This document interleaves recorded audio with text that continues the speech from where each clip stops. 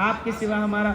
सच बताऊं ये दास अनिरुद्ध, मैं अपने आप को भगवान का पुत्र ही मान के कार्य करता हूं। प्रभु नाथ सकल संपदा तुम्हारी, मैं सेवक समेत सुत नारी। सब आपका है। भगवान हमारे पिता हैं, श्री राधा रानी हमारी माँ है। वो हमें माँ की तरह लाड़ लड़ाती हैं, माँ बनकर प्यार करती हैं। बात सही है। तो भगवान से एक संबंध हो, रिश्ता हो मजबूत सा। गोपियां आई, भगवान ने कहा जाओ, पति कैसा भी हो जाओ पति के पास। पति अंधा हो, लंगड़ा हो, बहरा हो। अच्छा मैया ये बताओ, स्त्री के लिए कितने व्रत होते हैं? व्रत मैया कितने व्रत करती हो आप? मैया आप कितने व्रत करती हो? पीली मैया आप कितने व्रत करती हो? एक, कौन सा व्रत? करवा चौथ, केवल करवा चौथ। बाकी टाइम करवा चौथ नहीं रहता। बाकी टाइम पति पिटते हैं कि बचते हैं? पिटते हैं। एक दिन पूजा होती है साल में पतियों की, बाकी टाइम पिटो। क्यों आप पिटते हो? सही बताओ, पिटते होगे, बता नहीं रहे हो। अब घर के अंदर क्या हो रहा है ये? अच्छा सही है, पिटो मन लगा के। मैया स्त्री के कितने व्रत होते हैं? कौन सा? करवा चौथ गलत उत्तर है। एकादशी ये भी गलत है। एकादशी गलत नहीं है, एकादशी करना चाहिए, पर जो आप उत्तर दे रही हो वो उत्तर गलत है, आंसर गलत है। एकादशी सही है। स्त्री का एक ही व्रत है और वो व्रत है एक ही धर्म एक व्रत नेमा, काय वचन मम पति पद प्रेमा। दादाजी, ओ पंचायती दादा, देखो पंचायत सरकार, राम राम। हो गई बातें, अब सुनो प्रभु, सुनो। ये बताओ कि स्त्री का एक ही व्रत है, उस व्रत का नाम है पातिव्रत।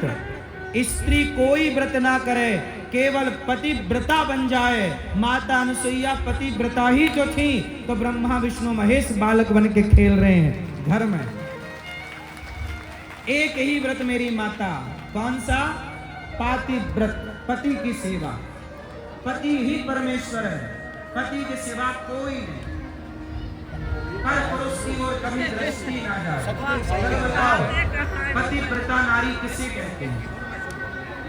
लाल मैया, ओ लाल मैया बताओ मेरी माँ, पतिव्रता नारी किसे कहते हैं? आप में से कितनी स्त्रियां पतिव्रता हैं? हाथ उठा के बताओ। जो हैं वो हाथ उठाएं। सब हैं, सब पतिव्रता है। अच्छा ये बताओ पतिव्रता हो, बताओ पतिव्रता कहते किसे?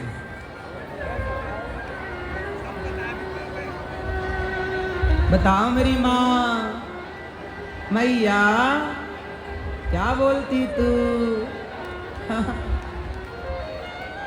स्त्री को पतिव्रता कहते हैं। पतिव्रता किसे? जो अपने पति के सिवा, ध्यान से सुनना, जो अपने पति के सिवा कभी पर पुरुष को गलत भाव से ना देखे। देखे तो पिता के रूप में, बड़ा है तो बराबर का है तो भाई, छोटा है तो पुत्र, इस भाव से अपने पति के सिवा पर पुरुष में कभी मन ना जाए, उस नारी का नाम पतिव्रता नारी है। वो पतिव्रता।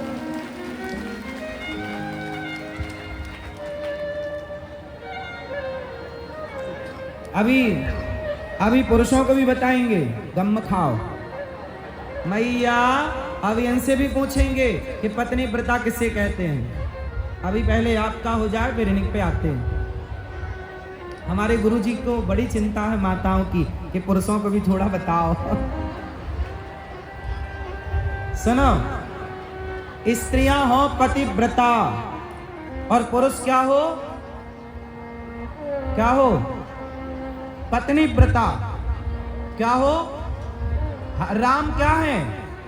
राम के सामने दूसरे विवाह का ऑप्शन था। जब सीता मैया वनवास में थी ना, उस समय राम के पास ऑफर आया, क्योंकि राम जी को करना था यज्ञ। उस यज्ञ में तब तक नहीं बैठ सकते थे जब तक पत्नी ना हो। वशिष्ठ जी ने मना कर दिया कि आपको यज्ञ हम नहीं कराएंगे, क्योंकि आपकी पत्नी साथ में नहीं है, और जब तक आपका पत्नी साथ में ना हो तब तक आप यज्ञ करने के अधिकारी नहीं है। तब कहा कि दूसरा विवाह कर लो। राम ने कहा नहीं, कोई और ऑप्शन निकालो। तब सोने की सीता बनाई गई। क्या बनाई गई? सोने की सीता बनाकर राम के बगल में बिठाया गया और राजसु यज्ञ पूरा हुआ। लेकिन राम जी ने सीता माता के सिवा सपने में भी पराई स्त्री का चिंतन नहीं किया। ये पत्नी व्रता है, राम मर्यादा पुरुषोत्तम। तो केवल नारी पतिव्रता हो, पुरुष पत्नी व्रता ना हो तो भी तो गलत है ना। सीता, आप कितने लोग चाहते हैं कि मेरी पत्नी सीता जैसी हो? हाथ उठाओ पुरुष, कितने लोग चाहते हैं? तो सुनो, सीता जैसी पत्नी चाहिए तो सीता राम को मिलती है, रावण को नहीं मिलती। आपको भी राम बनना पड़ेगा। पत्नी व्रता। क्यों? आप पत्नी व्रता हो, सही, पर आप पत्नी के सिवा और किसी को तो नहीं देखते? पड़ोसन को देखते हो? हाँ, माँ देखो, पर कैसे? माता, बहन, बेटी, इस भाव से। पर नारी पैनी छुरी, पर नारी पैनी छुरी, तीन तरफ से खाए, धन हरे, यौवन हरे और घोर नरक ले जाए। पराई नारी के चक्कर में पड़ गया रावण, सर्वनाश हो गया। रे बाबा, तेरा क्या होगा रे कालिया, पड़ेगा तो। रावण जैसे लंकापति का नाश हो गया पराई औरत के चक्कर में। बोलो हाँ। इसलिए सपने में भी पर नारी का चिंतन ना हो, सपने में भी पराई स्त्री का चिंतन ना हो, और मैया सपने में भी पराई पुरुष का चिंतन ना हो। अब मैं आपको बताता हूं पातिव्रत की महिमा। पद्म पुराण में कथा आती है पातिव्रत महिमा की। कहो तो सुनाओ। सुनो, एक कथा है, बड़ी अच्छी है, आप सबको सुनना चाहिए और समझना चाहिए और इस रास्ते पर चलना चाहिए। सुनो, मैया एक पत्नी थी। ये कथा पद्म पुराण की है। एक पत्नी थी और पत्नी का पति जो था वो कोढ़ से ग्रसित हो गया। शादी हुई, शादी के कुछ महीनों बाद उसके पति को एक बीमारी लग गई जिसे कोढ़ का रोग कहते। कोढ़, कोढ़ मतलब पूरे शरीर में ना मावाद बनने लग गई, गल गल के चमड़ी गिरने लग गई। मावाद के कारण पूरा शरीर दुर्गंध से भर गया। पर वो नारी बड़ी पतिव्रता थी। अपने पति को वो रोज कपड़े से पोंछकर उसको नहला धुला करके और पति की सेवा करती। भोजन बनाए, भोग लगाए भगवान को, पति को भोग लगाए, फिर प्रसाद पाए। बड़ी पतिनिष्ठ पत्नी थी और पति एक नंबर का दुष्ट। वो कोढ़ी तो था लेकिन एक और गलत आचरण था उसके अंदर। क्या? एक दिन क्या हुआ कि वो कोढ़ी बाहर बैठा था आंगन में, तो सड़क से ना एक सुंदर स्त्री जो कि वहां की एक नर्तकी थी, नाचने वाली, वो राजा के दरबार में नाचा करती थी। तो आज सज सवर के वहां से गुजरी और जय हो। जब नर्तकी सज सवर करके गुजरी तो उस कोढ़ी ने उसे देखा, और कोढ़ी ने जब देखा तो उसका मन उसमें आ गया। कहा वाह, जय हो पूजा, जय जय, सब संतन की जय, सब आचार्य चरणों के चरणों में दास का कोटि कोटि नमन, सब ब्रजवासियन की जय। विराजित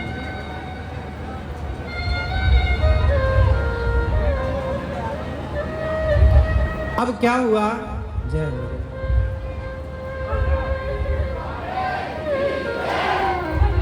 अब क्या हुआ?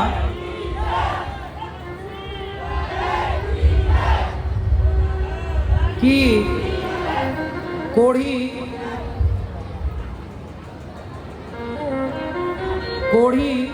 एक दिन आंगन में बैठा, नर्तकी वहां से गुजरी, उसकी सुंदरता को देख करके वह कोढ़ी ऐसा मोहित हुआ, वो महिला उसके चित्त में उतर गई। शाम हुई, पत्नी ने भोजन दिया तो कुछ उदास था कोढ़ी। तो पत्नी ने पूछा कि स्वामी आज आप उदास नजर आ रहे हैं। पत्नी तो पत्नी है ना, मन की बात जान लेती है, पतिव्रता होए तो पति के मन में क्या जान लेती है। जान गई, स्वामी आज उदास परेशान हो, क्या हुआ? तो उसका कोढ़ी पति वो जानता था कि मेरी पत्नी बहुत सीधी है, बहुत अच्छी है। उस सीधेपन का उसने फायदा उठाया और बोला कि सुनो, वो जो फलानी नर्तकी है ना राजा की, आज यहां से गुजरी तो मेरा मन उसमें आ गया। क्या तुम मेरा एक छोटा सा काम करोगी? क्या? बोले तुम मुझे उससे मिला दो, मैं उससे मिलना चाहता हूं। तो पत्नी बोली ठीक है, मैं मिलाती हूं। अब बेचारी ये पतिव्रता नारी, इसका किसी से परिचय तो था नहीं। ये इस घर की बहू थी, दूसरे गांव की थी, इस गांव के माहौल को वो समझती नहीं। अब हुआ क्या कि ये पतिव्रता नारी उस नर्तकी के घर जाकर सवेरे सवेरे कभी उसके बर्तन धुलाए, कभी उसके घर में झाड़ू लगा आए। तो एक दिन नर्तकी ने देखा कि मेरे घर में झाड़ू कौन लगा रहा, बर्तन कौन धुल रहा। उसने पूछा कि बहन आप तो बड़ी पतिव्रता हो, मैं जानती हूँ कि आप बड़ी पतिव्रता नारी हो, आपके पति को कोढ़ का रोग है, फिर भी आप पति की बड़ी निष्ठा से सेवा करती हो। तो आप मैं तो बड़ी पापनी हूँ, मैं तो राजा के दरबार में नाचती हूँ, और मैं तो अच्छा सच कहूँ तो वो नारी जो नर्तकी थी वह एक वेश्या ही थी। कहा कि मैं तो इतनी अपवित्र नारी हूँ, नर्तकी हूँ, सबके आगे पैसों के लिए नाचती हूँ, पैसों के आगे मैं बिक जाती हूँ। तो मेरे घर में आप जैसी पतिव्रता नारी ये झाड़ू पोंछा कर रही है, मुझे समझ नहीं आया। तब इस पतिव्रता नारी ने कहा कि देवी, मेरा जो पति है ना, मेरे पति का मन आप में लग गया है, तो मैं चाहती हूँ कि एक बार आप मेरे पति को संतुष्ट करें। अब देखो, एक पत्नी दूसरी स्त्री से कह रही है कि हमारे पति का मन आप में आ गया, और कहीं आप लोगों का किसी में आया होता और आपकी पत्नी को पता लगता तो 2-3 दांत तोड़ देती। हाँ है ना? अब वो पतिव्रता नारी बोली कि मैं आपसे प्रार्थना करती हूं कि आप मेरे पति से मिल लो। तो वो नर्तकी बोली एक काम करना, आप कल शाम को अपने पति को मेरे पास भेज देना, शाम को 7 बजे, सूर्यास्त होने के बाद। ठीक। अब ये पतिव्रता नारी खुशी खुशी आई और खुशी खुशी आके बोली अपने पति से, कल शाम को सूर्यास्त के बाद आप चले जाना। वो मान गई है, तैयार है आपके लिए। अब तो ये आदमी फूल के गुब्बारा हो गया कि चलो अपना काम तो हो गया। अब देखो, दूसरा दिन आया। अब ये कोढ़ी आदमी था, पूरे शरीर से दुर्गंध आती, लेकिन इसका मन भी देखो कितना गंदा है। अपनी पत्नी को छोड़कर पराई औरत में इसका मन लग रहा है। अब ये सज सवर के कोढ़ी आदमी जैसे ही घर से निकला, संयोग देखिए इसका पांव पत्थर से टकराया, और पत्थर से टकराया और गिर गया, और गिरा तो इसके पांव में इस तरह की मोच आ गई, पांव ऐसा मुड़ा कि ये एक पग चल ना पाया। अब ये लगा रोने, अब मैं कैसे जाऊं, मैं तो चल नहीं पा रहा हूं, अब मैं कैसे जाऊं, मेरा तो सपना जैसा का तैसा रह गया। रोने लगा। तो पत्नी बोली आप रोइए मत, मैं आपको लेकर चलती हूँ। पर पत्नी पकड़ कर चले तो भी उसका बैलेंस ना बने, एक पाँव भी उसका जमे ना, ऐसा गिरा कि दोनों पाँव में मौच आ गई। एक में आई होती तो चलो, ये ईश्वर की देखिए मर्जी देखो। मतलब भगवान भी चाहते हैं कि तू पराई औरत के चक्कर में ना पड़, पर होना कुछ और था। जब वो रोया कि मैं तो एक पग नहीं चल पा रहा हूं, तो पत्नी बोली स्वामी आप चिंता ना करो, ऐसा है कि आप मेरे कंधे पर बैठ जाओ। अब सोचिए, एक पत्नी अपने पति को कंधे पर बिठाई और पराई औरत के पास ले जा रही है, क्योंकि पति का मन है। नर्तकी के पास ले जा रही है क्योंकि पति का मन है। चली, पर पत्नी को लगा मैं गांव के भीतर से जाऊंगी तो सारा गांव पूछेगा कि पति को कंधे में बिठा के कहां ले जा रही हो। तो वह जंगल के रास्ते से चली। कौन से रास्ते? जंगल के रास्ते चली। और जब जंगल के रास्ते चली तो वहां पर रास्ते में गुरुजी मांडव्य ऋषि का आश्रम था। कौन से ऋषि का? आज भी मध्य प्रदेश में नर्मदा के किनारे मांडव स्थान है, मालवा क्षेत्र में, वो उन्हीं संत के नाम से, मांडव ऋषि के नाम से वो स्थान है। वो घटना वहीं की है, नर्मदा तट की। अब वो पत्नी चली अपने पति को कंधे पर बिठाए।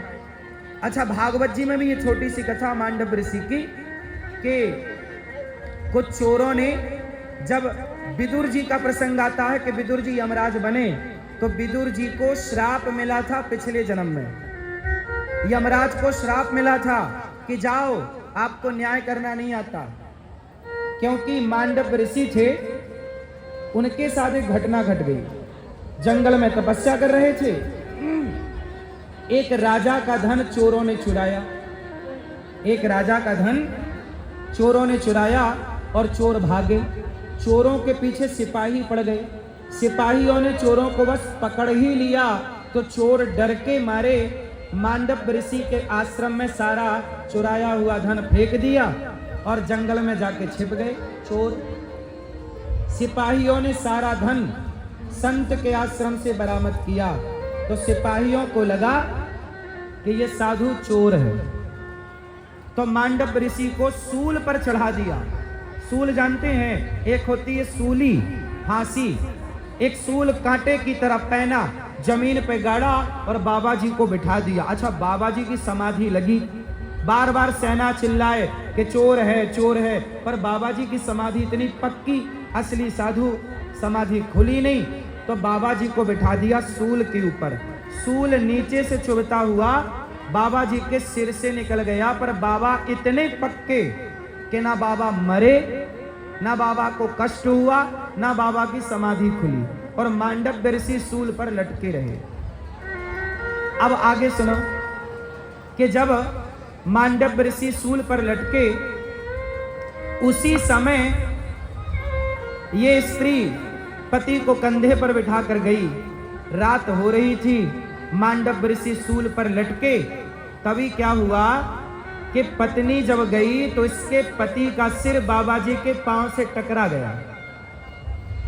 मांडव ऋषि के चरण, पति कंधा में बैठा तो पति ऊंचा हो गया ना, लंबाई बढ़ गई, 7-8 फीट हो गया, तो बाबा जी के पांव से पति का कोढ़ी का सिर टकराया तो बाबा जी की समाधि खुल गई। बाबा जी की समाधि खुली तो बाबा जी ने श्राप दे दिया कि जिसने मेरी तपस्या भंग की, सूर्य उदय होते ही वो मर जाएगा,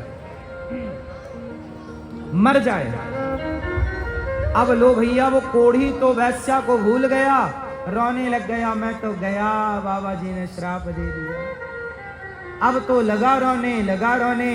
तब उसकी पत्नी ने कहा, सुनिएगा, पत्नी ने कहा पति से, प्रभु आप रोइए मत, बाबा जी ने कहा है कि सूर्य उदय होते ही आपकी मृत्यु होगी। उस पतिव्रता नारी ने कहा कि हे सूर्य, यदि मैं पतिव्रता हूं तो जब तक मैं आज्ञा ना करूं आप उदय मत होना। लो भैया, कई दिन बीत गए, अर्थात कई रात बीत गई, कई घंटे बीत गए, हाहाकार मच गया प्रकृति में कि सूर्य भगवान का पता नहीं कहां चले गए। अब बाबा जी की समाधि खुल चुकी थी।